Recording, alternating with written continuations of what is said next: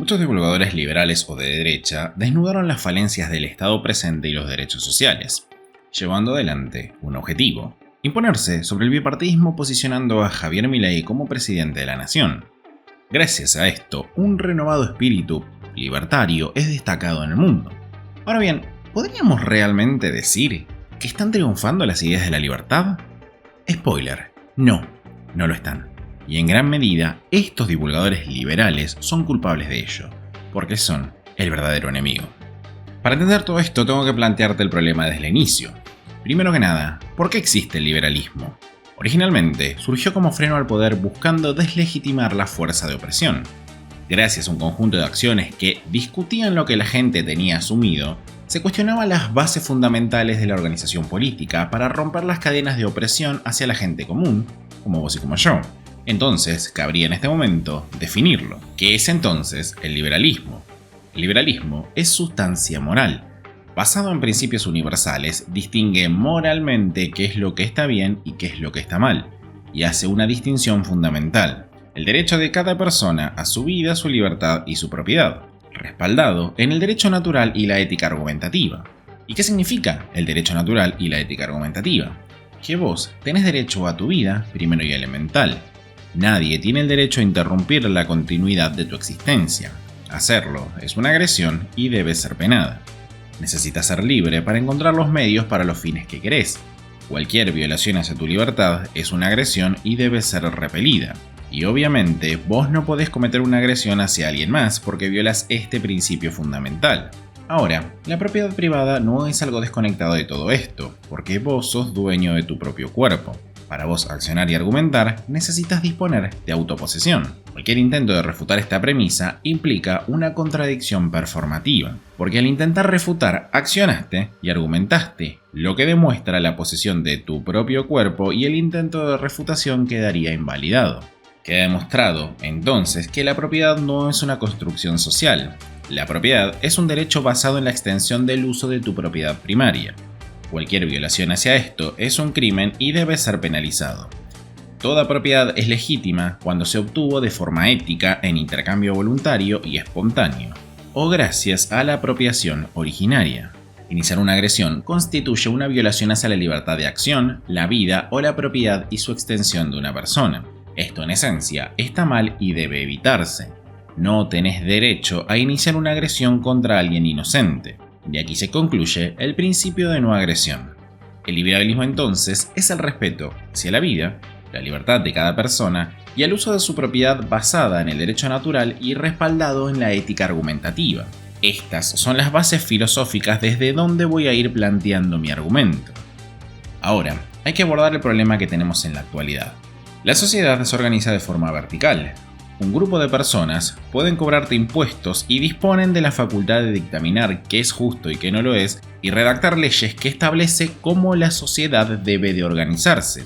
Basado en el derecho natural, es un acto que, en esencia, es malicioso y debe ser repelido, porque viola la libertad de autodeterminación de cada persona para obligarlo a someterse a consignas que no decidió aceptar, justificadas en un presunto contrato social.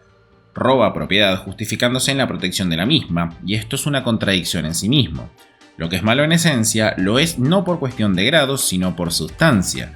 El Estado vive del robo. El robo es un crimen porque viola el derecho natural. El crimen debe de ser combatido. Cualquier justificación gradual rompe este precepto original y se vuelve inconsistente y por ende falaz. Entendiendo esta diferenciación, puedes diferenciar dos tipos de acciones: medios económicos, que son el mercado, lo voluntario, lo espontáneo, la cooperación entre personas sin violencia.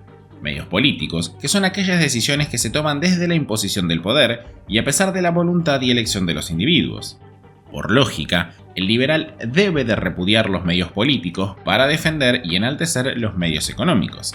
Ahora sí, paso a desarrollar el argumento concreto. Necesito para esto citar a Cristina Kirchner con algo. Si no hay consumo, señores, no hay capitalismo, no hay posibilidades de crecimiento de la economía. Si nosotros hacemos planes de ajuste, si la gente no puede gastar plata, si la gente está endeudada en el más del 100% de sus posibilidades, yo quiero que alguno me diga cómo vamos a hacer para que vuelva a crecer la economía si no hay consumo. Van cayendo los liderazgos y además se van a comenzar a cuestionar los fundamentos de la democracia. Porque cuando la gente vea que la democracia no le da posibilidades de trabajo, de progreso, de tener casa, de salud, comienzan a cuestionar el funcionamiento del sistema político. Y sepan que si esto se profundiza, van a empezar a cuestionarse las democracias y las formas políticas actuales. Basado en estas declaraciones es desde donde también quiero fundamentar por qué los Agustín Laje, los Agustín Echevarne, los Javier Milei, los José Luis Espert y los influencers como Tipito Enojado que están a favor del liberalismo político son realmente tus enemigos. ¿Qué es lo que intentan entonces estos divulgadores? Apalancándose en la libertad, buscan quitar del poder a gobiernos, digamos, propensos al caos y el desorden. En contraposición, logran renovar la confianza nuevamente en los medios políticos. Generan una esperanza en el Estado como herramienta de transformación basada en la idea de la democracia liberal, que el Estado se ocupe únicamente de roles fundamentales: seguridad, justicia y ley, y en términos secundarios, moneda sana, mercados libres y educación de calidad. Ahora bien, el Estado es un monopolio. Los monopolios tienen una misión: ampliar su cuota de mercado y sostenerse en el tiempo lo más posible. Si el monopolio estatal toma una cuota de impuestos superior a la que la gente en ese espacio de tiempo esté dispuesta a entregar para financiar los derechos adquiridos y conlleva al aumento sostenido y sistemático de la pobreza, las raíces de la organización política empiezan a tambalear. Cuando existe un descreimiento de los mecanismos democráticos que acostumbramos a vivir, se generan dudas sobre la legitimidad de los mismos. Y eso se genera, irónicamente, con gobiernos que no son eficientes. Paradójicamente, un Estado que se entromete lo menos posible distrae a la gente del accionar de los mismos, porque sencillamente está ocupada en generar riqueza. Pero esta riqueza generada también es riqueza que roba el Estado. Es decir, tienen mayor cantidad de recursos reales para su aparato de coerción. Gran parte de los argumentos que presentan los defensores de esta falsa libertad es que hay que bajar y simplificar el proceso burocrático al máximo. Quitar impuestos y regulaciones brinda una falsa sensación de libertad, pero en contraposición, cuando vos tenés menos cantidad de las mismas, es más sencillo para el Estado controlarlas y hacerlas cumplir por la fuerza. Por ejemplo, tener 5 impuestos directos brinda mejores herramientas para corroborar que se paguen en tiempo y forma en lugar de 179 de los mismos. Impuestos absurdos te habilitan a evadirlos. Tener 100 regulaciones son más sencillas de controlar que las 69.000 aproximadamente que tiene Argentina. Ante leyes y obligaciones absurdas prolifera el mercado negro y la desobediencia civil, es decir, la libertad de asociación y condiciones dictaminadas entre las partes.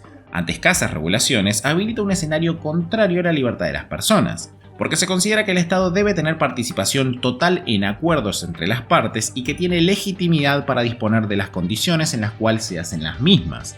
Como dotaste de legitimidad a los mismos, el control estricto sobre estos procesos es mucho más evidente. Acota con claridad el marco de acción. En caso de que tengamos solo 5 impuestos, son 5 impuestos que vas a tener que pagar en tiempo y forma. Evadirlos implica castigos. Los impuestos absurdos impulsa a la gente a no pagarlos o buscar alternativas donde prolifere el mercado negro y la libertad real. El pago en efectivo o el uso de activos digitales como Bitcoin Cash son buenas alternativas contraeconómicas. Y además, esta simplificación aumenta dramáticamente la recaudación, es decir, tendrías, irónicamente, el Estado más fuerte en términos reales. Ilustrémonos con un ejemplo. Lugares como Australia, que son la supuesta panacea de la Heritage Foundation, fueron mucho más eficaces para intentar combatir la amenaza clínica que Argentina.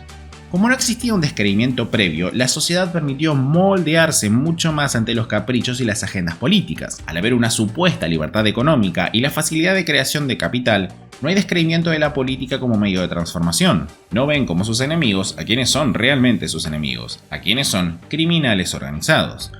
Por eso, grandes avances sobre la libertad imperan en países con una sociología mucho más moldeable y una confianza generalizada hacia políticos creíbles.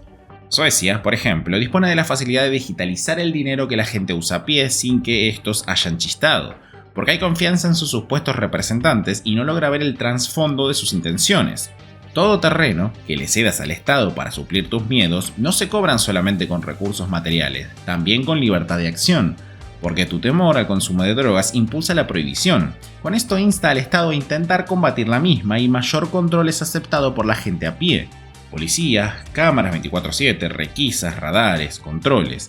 Menos libertad para una ilusión de seguridad.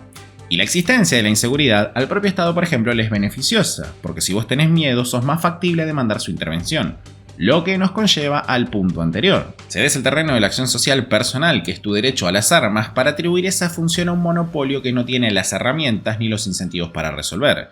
Si resuelve el problema de la seguridad, ¿cómo justifica la existencia de secretarías, ministerios, controles, que no solo le permite hacer negocios con empresarios prebendarios, sino también mantener el control sobre vos? Un problema que el Estado aborda y toma como propio es un problema que se va a dilatar en el tiempo, justificando un mayor control y gasto. En consecuencia, menos acción social, más acción política. Porque la gente asume que es responsabilidad del Estado tal o cual función, lo que te desliga de la responsabilidad sobre vos mismo y siempre tenés un tercero a quien culpar.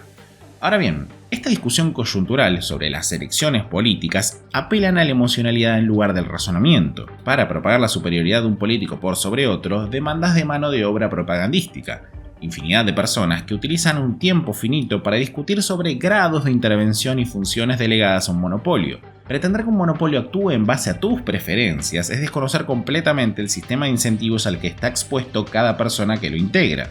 La discusión siempre termina siendo de coyuntura, estadísticas y estimaciones, pero los cimientos propios de la organización política nunca se discuten, sobre todo con gobiernos que son eficientes o que neutralizan mejor los temores sociales. La sociedad se puede sentir más segura cuando ve más cantidad de fuerzas de seguridad, hasta que estas, por órdenes meramente burocráticas, se les vuelven en contra.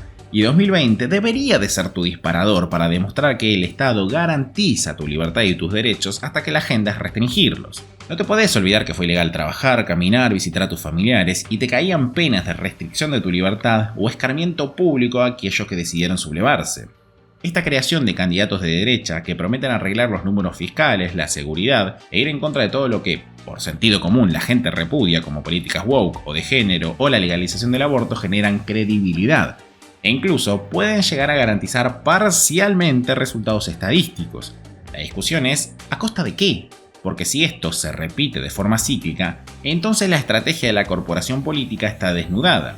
Gobiernos de pseudoizquierda que generan repulsión para que los gobiernos de pseudo derecha la restauren. Mientras tanto, lo estructural no se discute nunca, y el problema es que la política es pendular. ¿Qué pasa si posteriormente regresa un gobierno no tan de derecha, con herramientas preparadas no solo desde lo fiscal, sino desde lo socialmente aceptado? ¿Qué pasa entonces si la maximización y la simplificación tributaria queda en manos de un gobierno que tiene como estrategia de campaña ponerle plata en el bolsillo a la gente? Tiene toda la mano por su simplificación para drenar tus recursos con la facilidad de un clic. Entonces, ver la política en términos estáticos y no dinámicos no te prepara para un futuro real. Y ojo, porque esta inercia puede golpearte fuertemente. Para ir cerrando, ¿por qué entonces sostengo que Javier Milei, Agustín Echeverne, Agustín Laje, Tipito Enojado son enemigos de la libertad? Porque sencillamente habilitan a generar credibilidad en una institución que viola el concepto de libertad explicado en un principio. Si como liberales defendemos el derecho natural, lo tenemos que hacer en todos los aspectos, sin excepciones. Si repudiamos al Estado por ser una máquina de coacción, es necesario e indispensable que la gente caiga en consideración que es un acto violento que atenta contra su libertad individual. Sobre todo, también esta idea de Estado-nación debajo de la órbita republicana. Si se bajan sus cargas tributarias y permitís que controle solo pocas acciones dentro del mercado, sencillamente aceptás su existencia y maximizás su plan de acción. Si maximizás su plan de acción, condenás a una intervención triangular entre las partes dotándolas de legitimidad. Si bajás impuestos per se y controlás los mismos, no tenés incentivos ni margen para evadir. Entonces, terminas atentando todavía peor contra tu propia libertad y termina siendo una discusión meramente de grados, maximizando la recaudación en términos reales del Estado y minimizando el poder social. Gracias a todo esto, dotaste de vitalidad al Leviatán. Lo ideal es dejar que el Estado caiga por su propio peso, que la gente logre descreer de la política como herramienta de transformación, desnudando la mentira que significa el Estado y el liberalismo político. La estrategia sin duda es muy astuta. Te hablan de libertad en términos de graduación de intervención y violan el precepto elemental más básico, el derecho natural. Mientras tanto, corren de lo absurdo al Estado para dejarlo actuar en lo elemental, legitimando su control, logrando mayor eficiencia de su margen de acción.